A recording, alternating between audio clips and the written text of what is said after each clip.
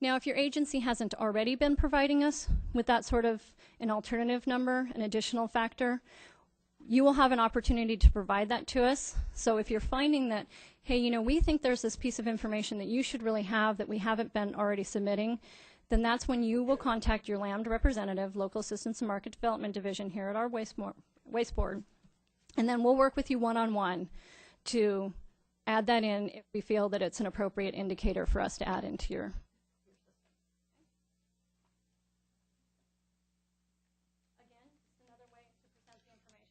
There we go. Another way to present it graphically is that, remember our target based upon the scenario before was 5 pounds per person per day.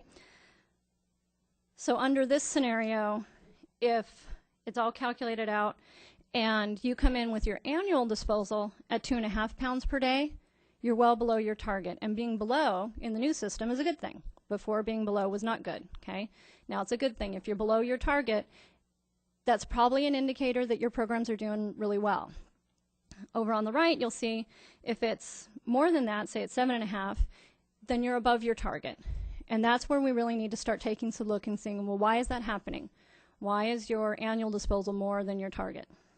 Okay.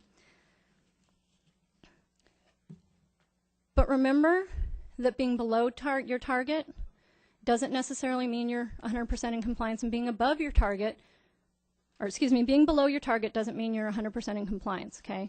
Being above your target doesn't necessarily mean you're out of compliance. It just means we need to take a closer look. Okay.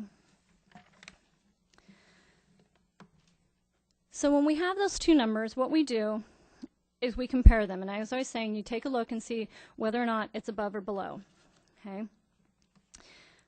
Just with the target, you can't compare your annual rates side by side with other agencies or statewide. They're individual. And I know that's a bit of a change because, well, what's your diversion rate? Well, what's our diversion rate? They can't be compared. And you may have directors or executives that are going to ask you to do that. And our mantra has been, it's not about the numbers. It's about the programs. So just, you know, chant that along with us as you talk to your executives and your directors. Because it is a fundamental shift. Okay. We will be looking at your disposal trends over time, okay? So we'll be looking for, you know, what is affecting those? Why is it trending up or why is it trending down? How are your programs changing and how is that disposal trend changing to see how they're related, see what sorts of changes or modifications may need to be made based upon that, okay? Go ahead. So how does this actually affect reporting? Okay. Although the format of the report will change a little bit, again, we're not asking you for anything different. We'll be asking you for your number of employees, which you're already giving us. We'll be asking you for your disposal number, which you're already giving us. Okay. What we won't be asking you for is diversion numbers by program. So we no longer need you to break out how many pounds or how many tons you diverted for beverage container recycling or grass cycling or business waste reduction, things like that. What you'll be telling us is, yes, I ran that program. I ran a beverage container recycling program. We'll be asking you for some additional narrative to tell us about those programs, but we'll no longer be asking you for numbers associated with them. Okay. If you are a modified agency, we're submitting a modified report, nothing changes there, okay? So that you just swim along with the same system you have been doing in the past with reporting, okay? The annual report for 08 is due September 1st, which is a change that shifts back from April, so you've got some more time to pull your numbers together, assess your programs before you submit your report, okay? And that's for the prior calendar year. And the tentative date that we'll have those reports available for everybody is July 1, okay?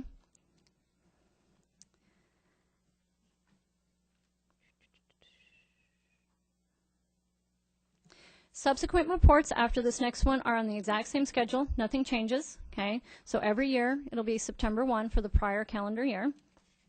Okay.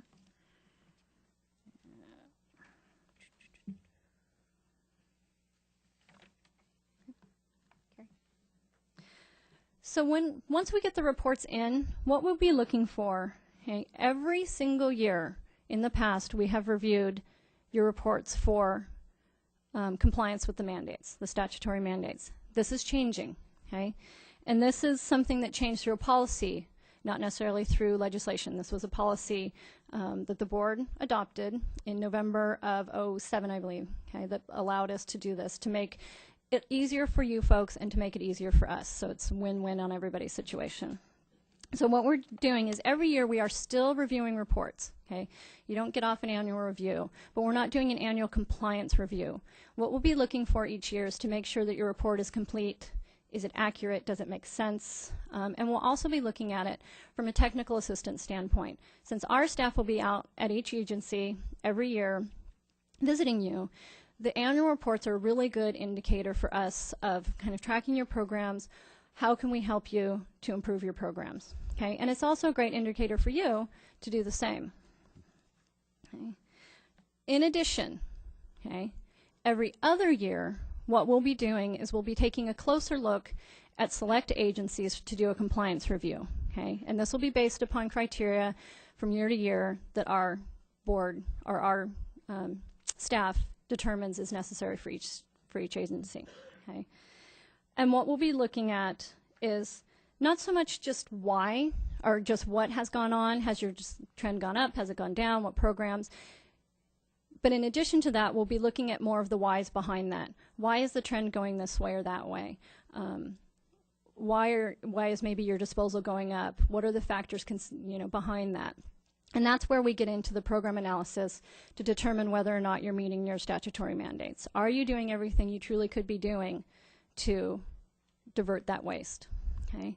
Now, if we find that you're doing everything you possibly could be doing, but there are factors that are beyond your control that are keeping you from diverting more, then you could still be found in compliance even if you are above your disposal target. Your annual is above your disposal target. Okay. So again, it's all about the programs. Okay. And I know that's a big shift for folks. Now, if we find that you're not adequately implementing your programs, what will happen is we turn you over to our jurisdiction, compliance, and audit section. And I know it says jurisdiction. That's just a name. The state agencies are in there too. Okay. So what we'll be doing is, so you know, right after the reports are due September 1, September 2nd, anybody that has not reported every year, okay, we will refer over to our jurisdiction and compliance audit section, and they will be taking forward to our board for consideration any agencies that haven't submitted their report each year. Okay, so in the past we've nagged you, we've reminded you, we've cajoled you. That's not going to keep happening. Okay, this is your reminder now. We will send reminders as the due date gets closer, but there's really no kind of de facto grace period. They need to be in on the due date or we're sending them forward. Okay, it's not in our section anymore. The assistance section is different from the compliance section. So once they're due, they're due. Okay, so that's every year. Every year we get a report from everybody, and for those that we don't, we'll be sending forward to our JCA section. Every other year when we do our compliance reviews, anybody that our local assistance and market development staff finds is not adequately implementing programs will then be turned over to our jurisdiction and compliance audit section to be taken forward to the board for consideration. Okay, so that's how kind of it moves forward once we make those determinations.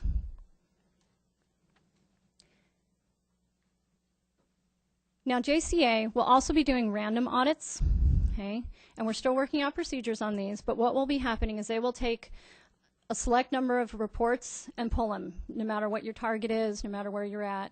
They'll just be randomly doing audits to just kind of a checks and balances system to just ensure that our findings are consistent, that state agency reporting is consistent, things like that. Okay, so they will be doing random audits of those, and those can be sent forward to the board for compliance issues too, if it's found that they need that. So where do we go from here? What's next? Okay, well, we've got the training today. We'll have another one on March 11th, and it's the same thing. So you're welcome to come back if you feel like you need kind of another walkthrough, another run-through. We're happy to do that. But if you feel like you've got it from today, you don't need to come back, or maybe just listen in from your desk. We will have another workshop on June 24th here in our CalAPA headquarters. And you can find that on our events page. I don't think it's listed quite yet, but as the date gets closer, it will be. And that's to actually, once we have the report up and running, our technical staff is furiously building and modifying our reporting. Once it's up and built, then we will actually walk you through the report. And just a chance for you to, because it will look different, but again, it'll be similar, and we're not asking for additional information, but we want to give you that opportunity to walk through it and see what it looks like before you have to actually go through and fill it out. Okay? We're making an extraordinary amount of changes, so if you see things on our websites that you go, hey, this still says that, and it should say this, we're probably aware of that. We're just, again, trying to catch up with all these changes, and we're getting there. So we appreciate your patience as we get those built. We are going to be formulating some frequently asked questions and getting those up. So as we find from these workshops and other questions that we get, people are consistently confused by, you know, this or that, then we'll put those up on our website as FAQs to help you out. And the PowerPoint presentation, I think that's up. It got up, posted up in the last couple days. So we have this PowerPoint presentation posted up along with the notes that I'm using to make presentation today. So that if you need to take it and present it in your own agency, forward it on to your directors, things like that, to explain it to them, you can take this and you can download it and make modifications and present it as you need to. Okay. And then just check back on the state agency news and events page to find updates or other tools and resources as we develop them to help you out as we all kind of wade through this together. So with that, I know I've thrown a lot of information at you, and you probably have a ton of questions. So we want to make sure that we've got plenty of time where we'll take some questions from the audience, and we're also having people email questions in, so we'll do some alternating on that. Question? Oh, hold on. So the people on the webcast can hear. We've got a mic for you. Oh.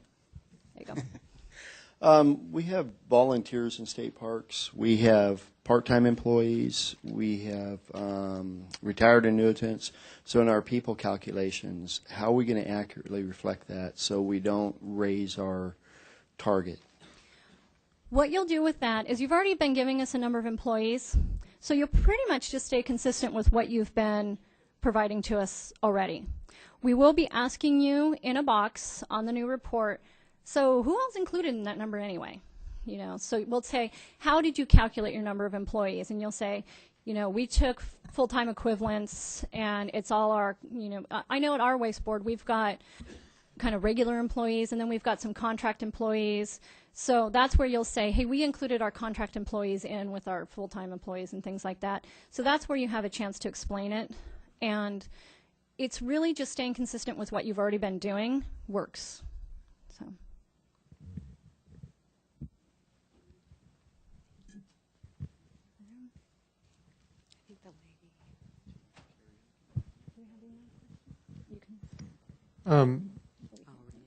In our agency, we're at 87% right now. So you're going to make your calculation on 50%. Does that not penalize us for being good stewards already? It does not. That just means you're above your target, and great. Yeah. So what we're doing is we're looking, again, it's an indicator, and if you're well above your target, that means it's an indicator you're doing great. So it's not a penalty sort of situation if you were well above it to begin with. In our case, we get looked at a lot by the press, and they're going to look at the numbers across the board and say, hey, wait a minute, you're now in the red, where you were in the doing quite well at 87%, but our disposal rates may go up as attendance goes up. So we're still diverting more because our poundage of diversion goes up. Right. And who are you with? California State Fair. State Fair. Okay. And you're giving us those numbers of your number of employees, and you're giving us your number of visitors. So no, I'm not giving you the number of visitors. I'm giving you the number of full-time employees. I always have. So in theory, okay, and everything's, you know, case by case, but in theory, as your number of attendees go up, your number of employees go up. If that's not the case, then maybe that's an instance where you should be giving us those numbers of visitors. Because as your attendance goes up, your disposal will go up. Now your diversion may be going up similarly. So you're still diverting as much as you had been, but your disposal still is going up. And that's the beauty of this system, is it accounts for growth. So that's a very good scenario, and thank you for the nice example, where maybe we should be getting that additional factor of that indicator of visitors in your instance. So contact your land representative, and we'll work to get that in. We have an email question. Who's in the back? Yeah. If we already fall under AB 75 compliance rules, does SB 1016 apply to us? SB 1016 is the new and improved AB 75. What it did is it actually amended the AB 75 statute so that it made these modifications to AB 75. So it's not in either or, it's all rolled up, and these are changes that were made to the AB 75 requirements.